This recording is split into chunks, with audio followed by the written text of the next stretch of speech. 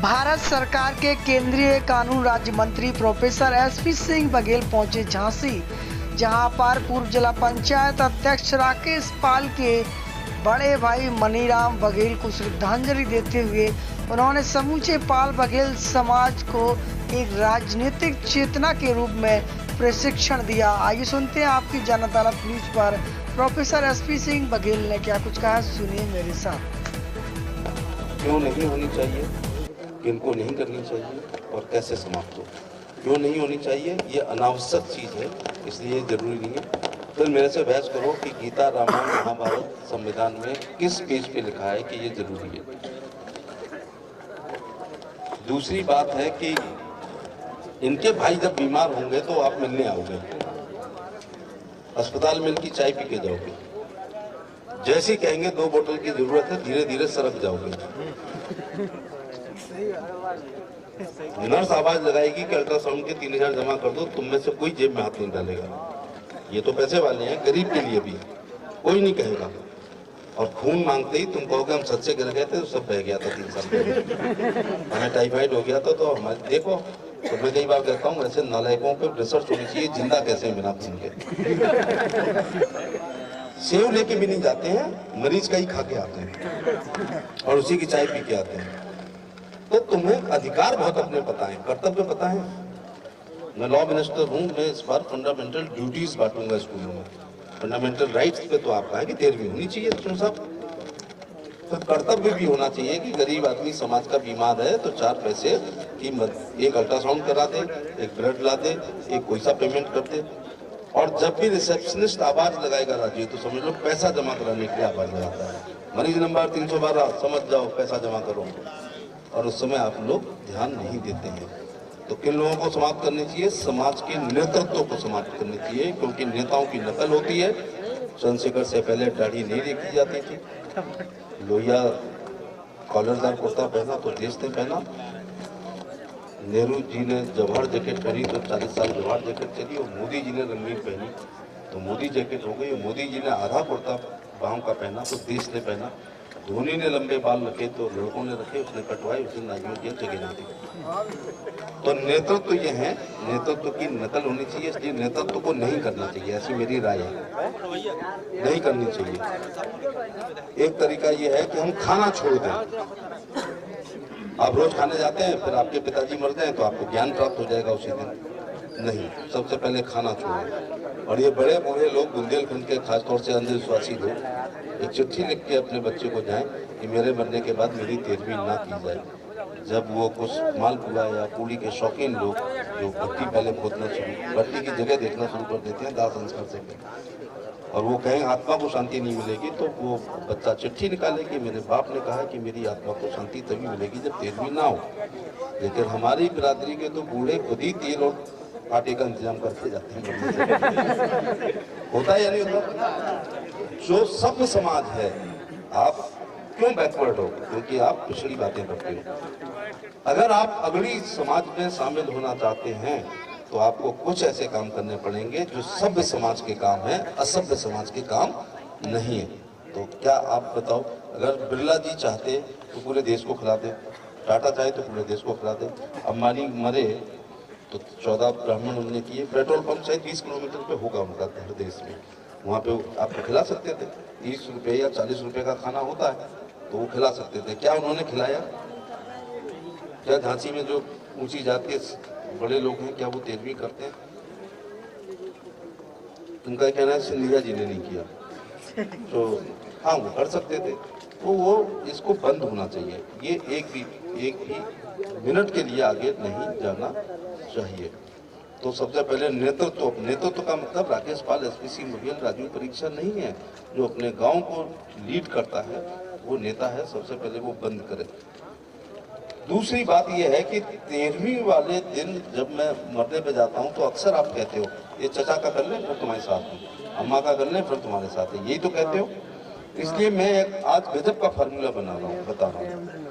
आपके दिमाग में क्या है कि बिल्ली के गले में पहली घंटी कौन बांधे, समाज क्या कहेगा, यही है केवल। ये यूथ जो लड़के बैठे हैं, क्या आप चाहते हो क्या आप शौकीन हो खाना खाने के? क्या एक दिन खाने से तुम्हारा पेट भर जाएगा? ये भूख दिन में 3 बार लगती है, उसका इंतजाम खुद करना पड़ेगा। और सबसे अच्छा खाना कौन होता है? जो आपके घर में रोज खाया जाता है। क्या रोज शाही पनीर, खोया पनीर आपके घर में बनता है? तो इतने पैसे तो भगवान ने दिए कि बन सकता है। तो सबसे अच्छा खाना होता है जो आप रोज खाते हो। ये तो खाना कोई, अब इसका मैं तरीका ये बता रहा हूँ कि सामाजिक सम्मेलन करो। ये भी एक अपने आप में छोटा मोटा सम्मेलन है वैसे आज। और उसमें क्या तय करो कि शांति काल में आप लोग एक प्रस्ताव पास करें। जब मैं कहूंगा किसी के बाप के बनने पे, साहब हम कर रहे हैं, हम फेल हो रहे हैं। अब हम आजकल अपनी लोकसभा में पास ऐसे हो रहे हैं कि शांति काल में मैं गांव में जाता हूं और कहता हूं किसी की नाक नहीं कटेगी। अभी जो मर गया वो कहता मेरी नाक काट रहे हो आप। तो जब कोई मौत ना हो, मैं एक सामूहिक प्रस्ताव पास कराता हूं गांव में कि आज के बाद वाल्मीकि से लेकर ब्राह्मण तक हमारे गांव में अगर कोई मौत होती है तो हम 13वीं नहीं करेंगे। अब किसी को पता है मौत और ग्राफ का पता है कौन किसके यहाँ पहले आएगा? तो जैसी कोई पहला आदमी टपकता है वो कहता है कोई बात नहीं साहब, संयोग है ये हमारा घर में पहले मौत हुई है, लेकिन ये प्रस्ताव होना चाहिए राजू या नहीं होना चाहिए? इसमें किसी की नाक कटी है? क्या पता 80 साल का आदमी अभी 10 साल जिंदा रहे और 40 साल का मर जाए।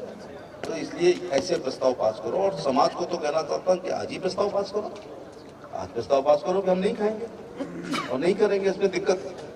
और ऐसा हम क्यों कर रहे हैं? के राष्ट्रीय अध्यक्ष का उत्तर प्रदेश के संदर्भ में आभार प्रकट करना चाहूंगा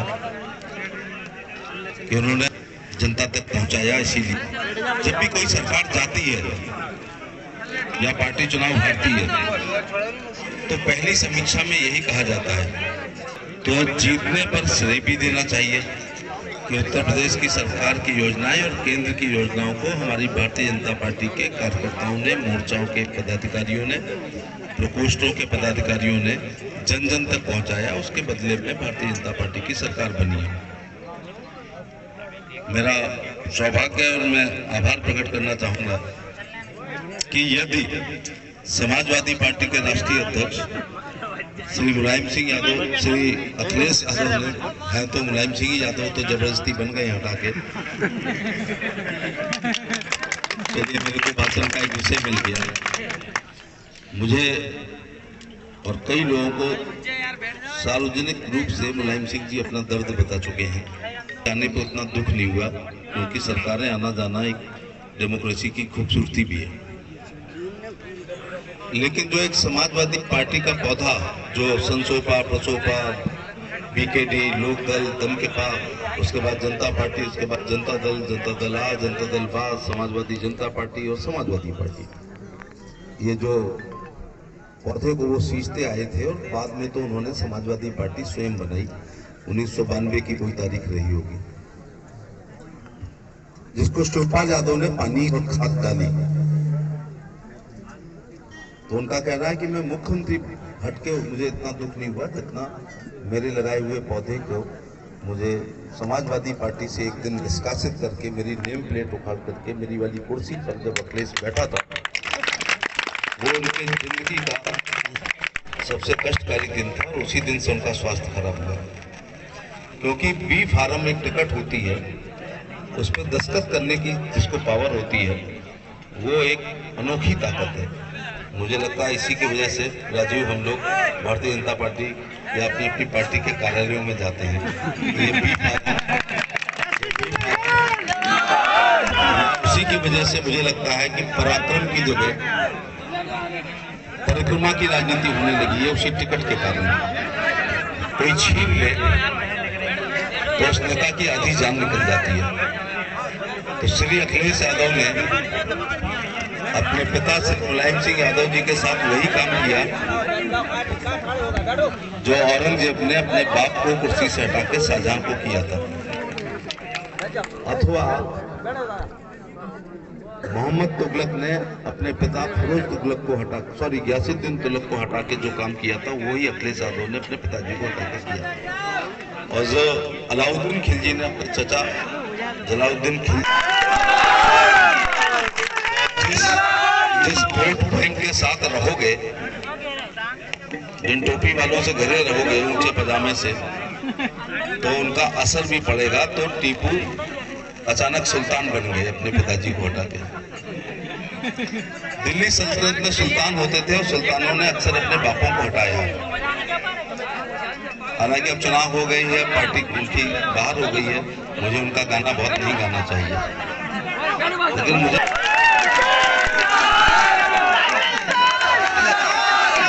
राष्ट्रीय अध्यक्ष अखिलेश यादव ने अगर पूरे उत्तर प्रदेश में, अरे आप शांत हो जाएगा, बात समाप्त, आप देख रहे हैं, सुन रहे हैं, सुनो, और सारी व्यवस्था बनाने वाले ये सभा का हमेशा का नियम है, जो अव्यवस्था होती है फिर वही बात हो गई ना। अरे भाई साहब, अरे कोतवाल साहब, रहने दो, मैंने कहा ना रहने दो, आपको सुनना है, सुनो ना।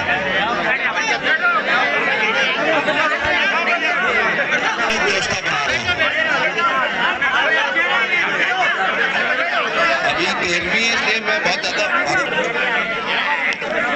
तो समाजवादी पार्टी के राष्ट्रीय अध्यक्ष अखिलेश यादव ने यदि उत्तर प्रदेश की 403 सीटों में सर्वश्रेष्ठ सीट, पिक एंड चूज अंग्रेजी में कहते हैं, चुनी, तो मुझे कहते हुए अच्छा लग रहा है कि उन्होंने सर्वश्रेष्ठ सीट चुनी। तो भारतीय जनता पार्टी जो दुनिया की सबसे बड़ी पार्टी है, उसके प्रधानमंत्री नरेंद्र मोदी जी, राष्ट्रीय अध्यक्ष नड्डा जी ने और गृह मंत्री जी ने शायद अपना सर्वश्रेष्ठ उत्तर प्रदेश के कार्यकर्ता को चुना, ये मेरे लिए सौभाग्य की बात है। और करहल भी जीतोगे तो फिर हारोगे कौन से? भेजते हुए वहां केवल ये कहा गया था कि इस खानदान को घेर के रखना और बांध के रखना। ये अलग बात है कि फिर हम जीत की तरफ अग्रसर हो गए। 16 दिन में, 4 दिन में अखिलेश यादव ने पर्चा दाखिल करने वाली जो 5 घमंड से भरी बातें कही थी, करहल की जनता ने उन 5 घमंड भरी बातें जो उन्होंने कही थी उसको थूक के चाटने के लिए मजबूर किया। उदाहरण के तौर से उन्होंने कहा था कि आज पर्चा दाखिल करने के बाद वो एक भी दिन नहीं आएंगे, उनको 7 राउंड में जाना है, वो जीत का सर्टिफिकेट लेने 10 मार्च को आएंगे। तो मैंने कहा था कि अगर 7 दिन के अंदर तुम्हें ना बुला लूं तो मेरा नाम भी एसपी सिंह बघेल नहीं है। ताली तो इस बात पे नहीं बजनी चाहिए, कोई भी हवा में डायलॉग मार दे तो ताली वाला थोड़ा होता है। तारीफ ये है कि फिर 6वें दिन उनको एक बड़ी सभा हेलीकॉप्टर से करहल में करने के लिए हम लोगों ने मजबूर कर दिया। अभी वहां पर कुछ लोग ऐसे जिंदा हैं, क्योंकि सेफई और करहल में फर्क नहीं है, जो अखिलेश यादव को सही बात बोल सकते हैं, वरना हर नेता चमचों से घिरा होता है। अक्सर कहा होगा, अरे भाई गडरिया कई चुनाव जीतेंगे, आप अध्यक्ष जी आना सीधे सर्टिफिकेट, लेकिन किसी ने कहा होगा कि इलेक्शन चला गया हाथ से, और शुरू में जब पतंग कट जाती है तो दोबारा नहीं जुड़ती। तो उनको 6 तारीख को आना पड़ा। पत्रकारों ने पूछा कि 31 तारीख को 2:18 पे प्रेस कॉन्फ्रेंस में आपने कहा था कि आप नहीं आओगे, आप तो 6वें दिन आ गए, तो कोई जवाब नहीं दिया। तो एक पत्रकार ने खुद ही कहा कि गांव में पड़ी मरी और अपनी अपनी, उनको मैनपुरी आना चाहिए था, करहल में करहल को बुलाना चाहिए था, तो स्वयं करहल आए। दूसरा कहा था कार्यकर्ता चुनाव लड़ेंगे, मेरे घर का कोई वोट नहीं मांगेगा। तो राम गोपाल यादव 17 दिन तक, ये 17 दिन जो रहे उनकी मैं सूची जारी कर रहा हूँ, इतने छोटे कार्यकर्ता हैं। श्री राम गोपाल यादव, श्री शिवपाल यादव, श्री धर्मेंद्र यादव, श्री अक्षय यादव, श्री तेज प्रताप यादव, श्रीमती डिम्पल यादव, ये सब सांसद लोग हैं। और ये सांसदों को मैंने 17 दिन खूंटे से बांध के करहल में रखा। जो अखिलेश यादव ये कहते एक भी बार नहीं आएंगे, तो 6वें दिन आना पड़ा, लेकिन उससे ज्यादा उनको थूक के चाटना पड़ा कि 17वें दिन फिर 17 तारीख को आना पड़ा, और वो आना ही नहीं पड़ा, अपने वृद्ध एवं बीमार पिता को साथ में।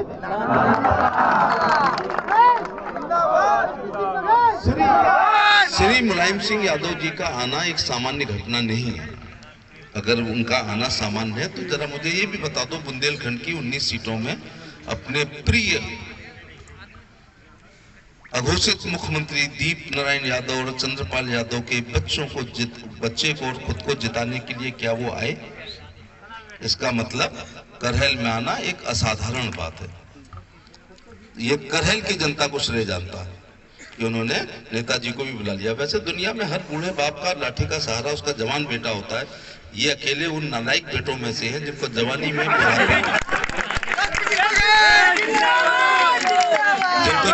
अपने बूढ़े एवं वृद्ध पिता की लाठी का सहारा लेना पड़ा। मैंने अपने बेटे से कहा है कि कोशिश तो यही करना कि राजनीति ना करो, लेकिन अगर करो और तुम्हारा इलेक्शन फंसे और हमारी उम्र 83 साल हो तो हमें लेके मत जाना, चाहे जीतो चाहे हारो। क्योंकि जिसके बारे में ये कहा, मुलायम सिंह भी शेर आदमी, बाहें समेट के भाषण देते थे और उनको उस दशा में लाया गया है, वो मुझे बहुत बुरा लगा। और कुर्ता फैलाना तो ज्यादा बुरा लगता है और कान में भी कहना पड़ा। तो ऐसा हुआ कि गुरु शिष्य परंपरा भारत की है। 3 किलोमीटर दूर हमारी सेनाएं सजी थी, 3 किलोमीटर दूर उनकी सेनाएं सजी थी। आधे आधे पत्रकार उधर थे, आधे इधर थे। जितनी चैनल वहां थी उतनी चैनल यहाँ थी। पत्रकारों ने पूछा आप उनके गुरु रहे, वो आपके गुरु रहे, सॉरी आप उनके शिष्य रहे, एक तरफ शिष्य एक तरफ बेटा है। मैंने कहा हमारी गुरु शिष्य परंपरा रही है कि द्रोणाचार्य के पुत्र अश्वत्थामा जरूर थे, लेकिन उनको मालूम था ये नालायक अश्वत्थामा एक दिन ब्रह्मास्त्र चलाएगा। उत्तरा के गर्भ पर ब्रह्मास्त्र चलाएगा और रात में पांडवों के शिविर में पांडव पुत्रों की हत्या करेगा। इसलिए उन्होंने अपना आशीर्वाद जो है अर्जुन को दिया था। कृपाचार्य भीष्म पिता में द्रोणाचार्य लड़ वहां से रहे थे, लेकिन उनकी सहानुभूति जो थी पांडवों के प्रति थी। ऐसी ही सहानुभूति मुलायम सिंह जी की थी, इसलिए वो एक शब्द भी मेरे खिलाफ बोल के नहीं गए। और मैं भी जिंदगी भर कहूंगा कि मुलायम सिंह जी से बैर नहीं और अखिलेश यादव की खैर नहीं।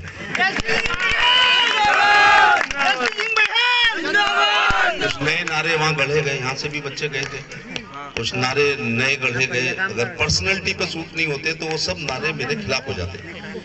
देखो देखो कौन आया, मोदी जी का शेर आया। अब बकरी टाइप आदमी हो उसको शेर कहा जाए तो उल्टे वोट खराब हो जाएगा। भेड़ को शेर कहेंगे तो उल्टा हो जाएगा। तो वहां नया नारा लगा कि जिसने डाली नाक में नकेल उसका नाम SP बना। और तीसरा नारा किसी ने दिया कि अश्वमेघ का घोड़ा है और मोदी जी ने छोड़ा है। तो भैया मैं तो वहीं से छोड़ा गया था। बात से उत्तर प्रदेश के लोगों ने आपकी टिकट करी, मेरी तो वहां से ही हुई थी। मैं एक राजनीतिक प्रशिक्षण ये दे रहा हूं आपको। इस स्टेज राजनीति जरा भी कठिन नहीं है, ये बड़ी आसान है, बहुत आसान है। ये प्रधानमंत्री का काम है मंगल ग्रह पे भेजना, बड़े बड़े हवाई अड्डे बनाने, एक्सप्रेस हाईवे बनाने, ये उनका काम है।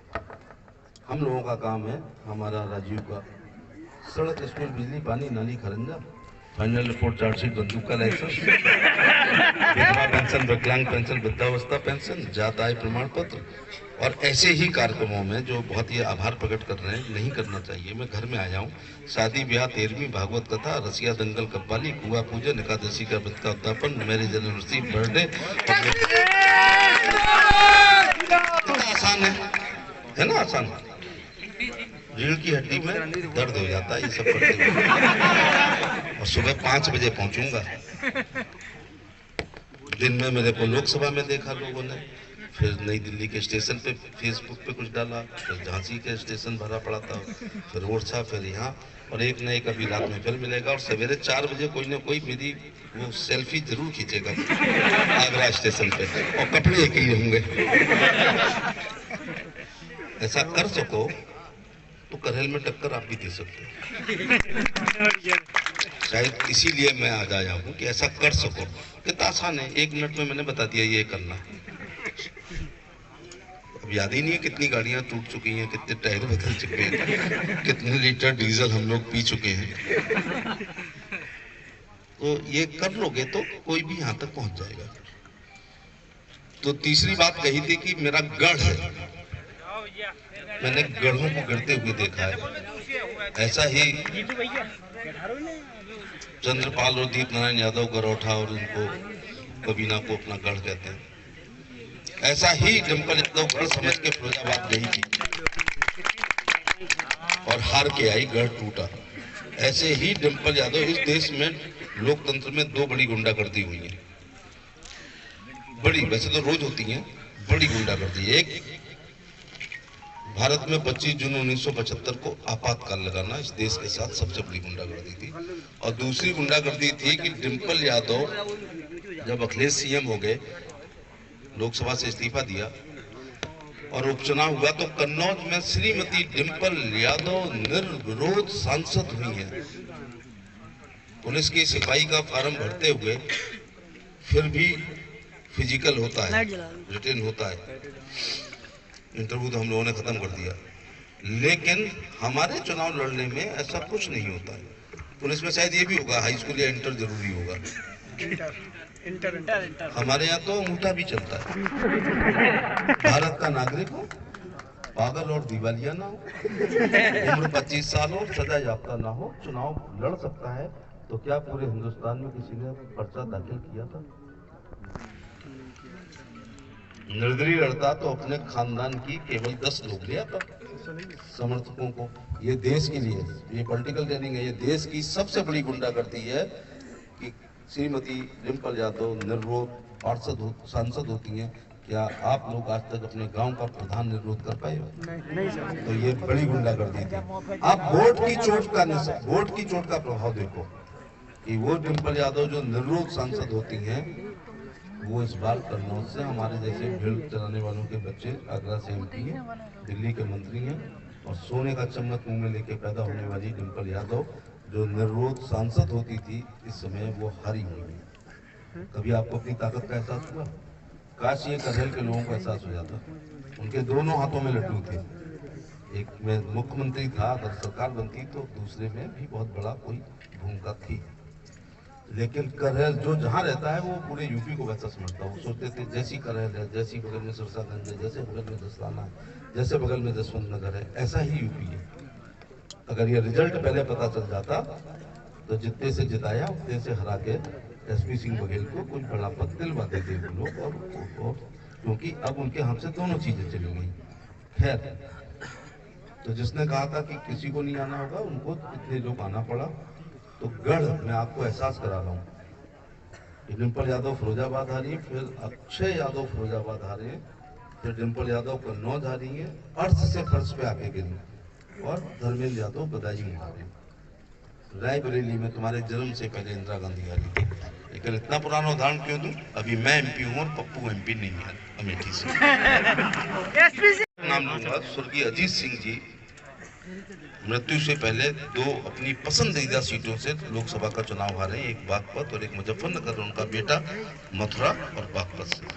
कभी एहसास होता है आप लोग क्या चीज हो? आप लोग फर्श पे बैठे हुए लोग हम लोगों को अर्श पर बैठा देते हैं ऊपर, और जब आप नाराज होते हैं तो अर्श से फर्श पर गिरा देते हैं। तो वो भी गढ़, फिरोजाबाद गिरा है, कन्नौज गिरा है, बदायूं गिरा है, फिरोजाबाद 2 बार गिरा है। तो कभी न कभी मैं दरार पैदा करके आया हूँ, मेरी आने वाली संतानें इस किले को किसी न किसी दिन गिरा देंगी, क्योंकि अभी हमने दरार पैदा की। प्रधानमंत्री ने यही कहा था, बांध के रख पाओगे, रख लेंगे, घेर लोगे जी, घेर लेंगे, जीत जाओगे वो तो जनता तय करती है। लेकिन इतना भी मुझे नहीं पता था कि 17 दिन तक 6 लोग केवल वहीं रहेंगे। अगर ये लोग 4-7 हेलीकॉप्टर थे इनके पास, 6 लोग अगर 4 विधानसभाएं केवल रोज करते तो 24 और 10 दिन में 240, जबकि 17 दिन में 350, 3 राउंड में सीटें ही नहीं थी। इसका मतलब अगर मैं करहल नहीं लड़ता तो 3 राउंड की प्रत्येक विधानसभाओं पर ये लोग 2 बार जा सकते थे, और 2 बार जाते तो 5000 से हारने वाले सभी जीत जाते। जब खूंटा हमने खोला 20 तारीख को, तो हम भी वहां से फ्री हुए और वो भी फ्री हुए। तो अगले दिन डिंपल यादव से हमारी चाइल में मुलाकात होती है और रानीगंज में धर्मेंद्र यादव से मुलाकात होती है।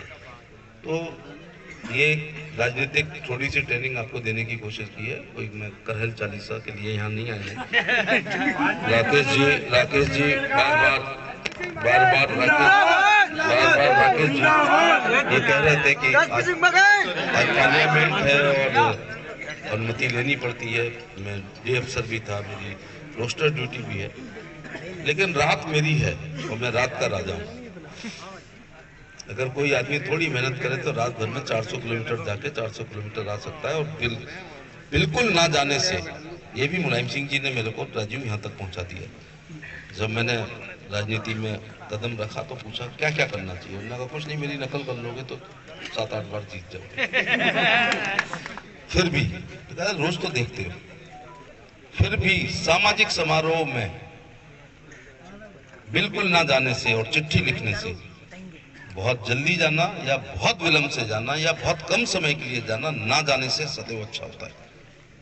यही बात समझ में। तो कई बार हम 1-1.5 मिनट के लिए शादी में जाते हैं, और कई बार जब सवेरे 4 बजे विदा हो चुकी होती है, टेंट वाला टेंट उखाड़ता है, तब भी मैं आगरा में सवेरे 4 बजे 5 बजे तक जाता हूँ। इतना विलंब भी मुलायम सिंह ने नहीं कहा था कि विदा के बाद जाना, तो इतना जल्दी भी नहीं कहा था। कई बार लड़की वाले को सुबह ही 8 बजे जगाता हूँ कि मुझे दिल्ली जाना है, ये लिफाफा पकड़ो, और सुबह 8 बजे। और इतने विलंब से, और कई बार इतना समय होता है गाड़ी पार्क होती है, जब 150 शादियाँ होंगी तो फिर गाड़ी पार्क होती इतनी देर में मैं उसका एक गोलगप्पा खाते हुए सीधे भाग जाता हूँ। ये भी एक पॉलिटिकल ट्रेनिंग है जो मैं आपको दे रहा हूँ, क्योंकि राजीव को पूरा चुनाव लड़ते हुए किसी ने वाटर हार्वेस्टिंग पे बात नहीं की होगी, ग्लोबल वार्मिंग पे बात नहीं की होगी, ओजोन लेयर पे बात नहीं की होगी, रूस यूक्रेन में भारत की क्या नीति रहेगी इस पर भी आपसे बात नहीं की होगी। जो मैं कह रहा हूँ इतनी ही कही होगी, सड़क, स्कूल, बिजली, पानी, नाली कर जो साहब विधायक जी छोरा की पक्की में नहीं आए, ऐसा कहा होगा।